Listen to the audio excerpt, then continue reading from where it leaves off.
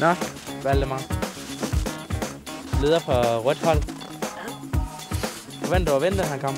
Jamen, det gør jeg, fordi altså, vi lagde rimelig godt ud til at starte med, ikke? Altså, vi havde god taktik fra starten af, og vi kunne sådan rigtig, ja, hvad hedder det, sådan, vi var gode til at samarbejde, og vi fik hurtigt lagt på sending over, ikke ligesom som et blot hold, der først ligger på sending over nu på sidste dag. Altså, jeg tror virkelig, at vi ligger godt i spidsen med nogle gode sten og godt samvær.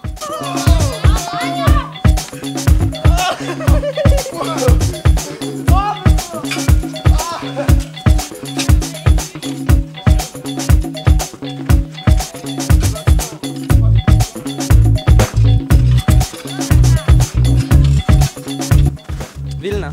Blå leder. Blå leder? Ja. Tror du samarbejde vil spille en stor rolle?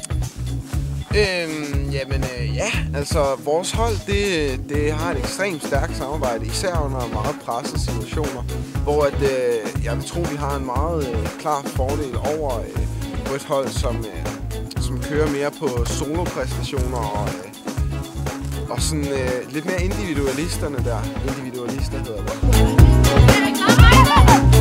det.